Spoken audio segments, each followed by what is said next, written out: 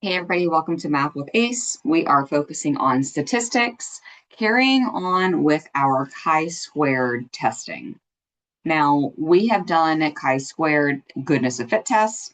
We have talked about association, and in association, there are two different types of association you could be testing. You could be testing for independence, and you could be testing for homogeneity. Independence is within a single population, are two things related? Homogeneity is when you are talking about one variable across multiple populations. So in this problem, we are told that a head of a surgery department at a university medical center was concerned that surgical residents in training applied unnecessary blood transfusions at a different rate than more experienced attending physicians. So we are concerned with the blood transfusion rate. That's a single thing that we are comparing across residents and physicians. So two different groups, one variable. This is a test for homogeneity. So for each of the randomly selected 120 surgeons, the number of blood transfusions prescribed unnecessarily in a one-year period was recorded. Based on the number recorded, a surgeon was identified as either unnecessary or not, based on frequently, occasionally, rarely, or never. So we have the summary information. And then there's this blank part where I'm going to organize our expected counts. But essentially, we need to come up with a null and alternative hypothesis. Our null hypothesis is that the distributions for attending and residents in training with blood transfusions is the same or different would be our alternative.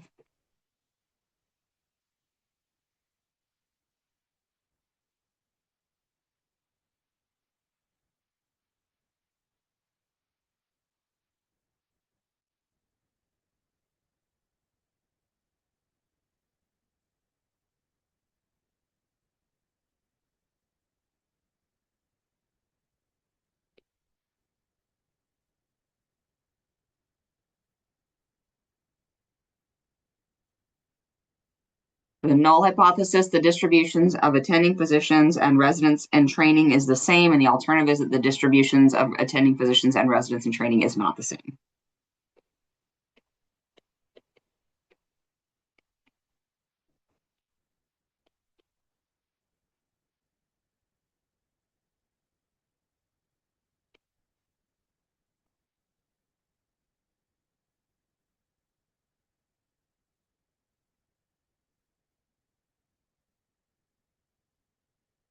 We are going to perform a test that doesn't necessarily describe a level of significance. So let's use just kind of a standard 0.05 level of significance. So now what we need to do is check the conditions. Was it random? Well, we are told that the 120 surgeons were randomly selected.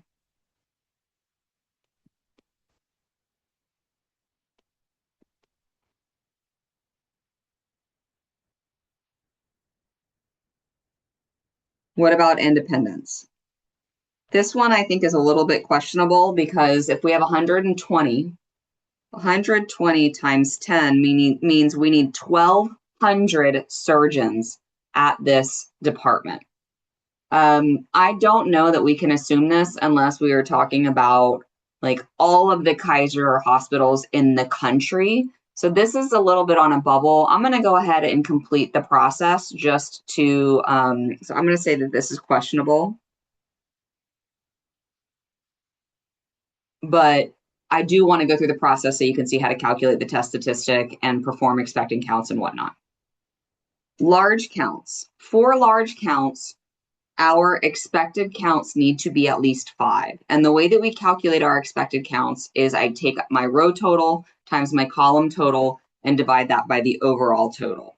So what I'm going to do is for this first box here where I'm talking about attending and frequent, I'm going to multiply 49, I'm trying to make my pen a little smaller, 49 times 17, and I'm going to divide that by 120. It's pretty small, but I wanted you to at least see where those numbers are coming from. 49 times 17 is 833, and dividing that by 120, I get 6.942.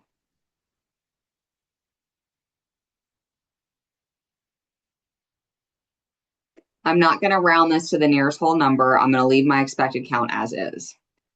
For attending, occasionally, I have a row total of 49 times a column total of 31. And then I'm going to multiply those two to get 1519. Dividing by 120, I get 12.658. I encourage you to pause the video and calculate these totals yourself as well if you wanted to do this before I spoil it. For rarely attending, I multiply 49 times 54 to get 2646. Dividing by 120, I get 22.05. Attending and never is taking 49 times 18 to get 882 divided by 120, and I get 7.35. So far, each of these is greater than 5. I'm good to go. On the next row of resident and frequent, I take 71 times 17 to get 1207. Divided by 120 is 10.058. Occasionally resident is 71 times 31, which is 2201. Dividing by 120 gives me 18.342. Resident rarely, 71 times 54 is 3834. Divided by 120 is 3195. And then resident never is 71 times 18, which is 1278. Dividing by 120 gives me 1065. So all expected counts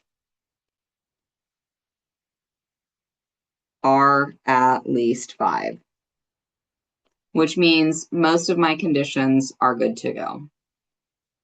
Now what I need to do is calculate the test statistic. And the way that I calculate the test statistic is the same as with chi-squared. It's just that I need to do it for each cell. I'm not going to run the numbers with decimals, but I will put the values in.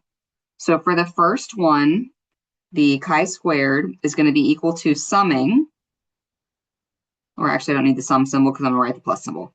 So the observed value for the attending frequent was 2 minus the expected value of 6.942 squared divided by 6.942. That's the top row, far left column.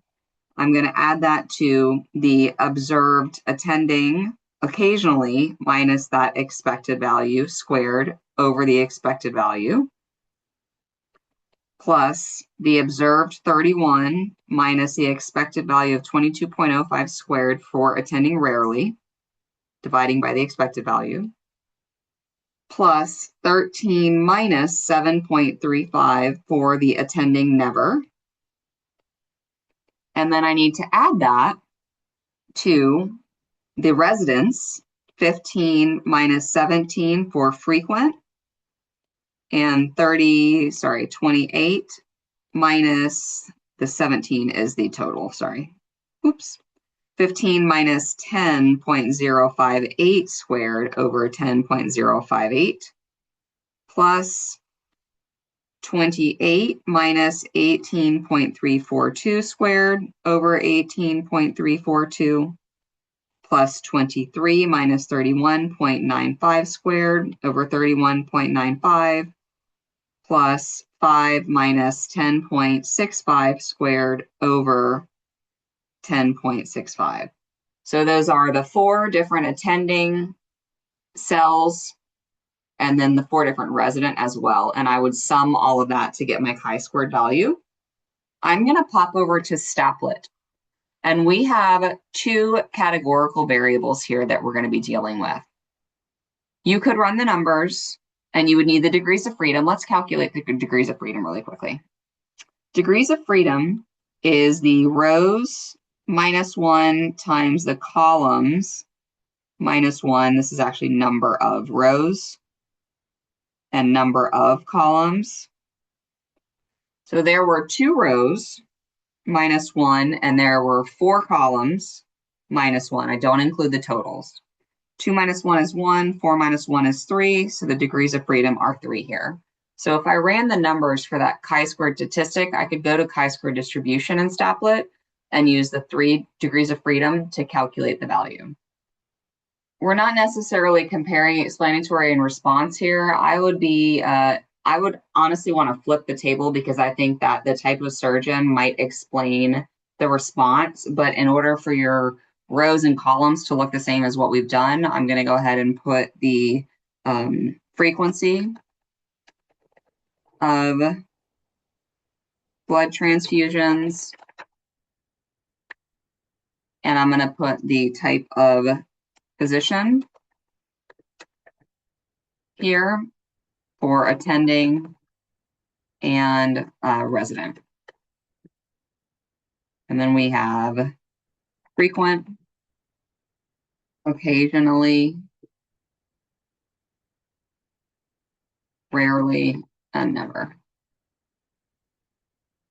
2, 3, 31, 13, 15, 28, 23, and 5. So now we can begin our analysis and scroll down. You'll notice that we have the summary statistics of the percentage of frequency, and then I can perform a chi-squared test for independence. We're actually doing homogeneity, but it's calculated the same way, so we're going to go ahead and use this feature anyway. So the chi-squared statistic was 31.881 with a p-value of less than 0.0001 with a degrees of freedom of 3. And if you look at the first one that says expected counts, that matches the numbers that we calculated earlier. So let's draw a conclusion based on that. Since our p-value of less than 0.0001 is less than our alpha equals 0.05 level of significance, what should we do? We should reject the null. This means there is a very, very small probability of obtaining the data that we did, assuming our initial hypothesis that the distributions were the same. That means we have evidence. There is sufficient evidence to support the claim that the distributions are different.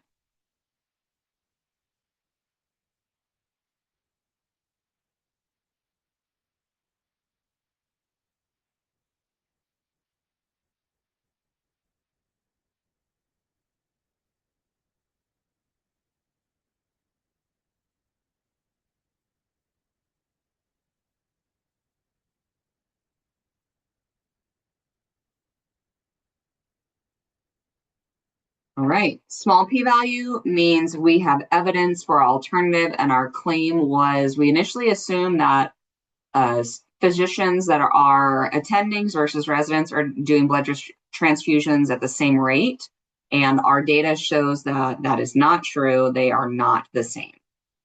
I hope this was helpful. Let's get into another example for a different type of association.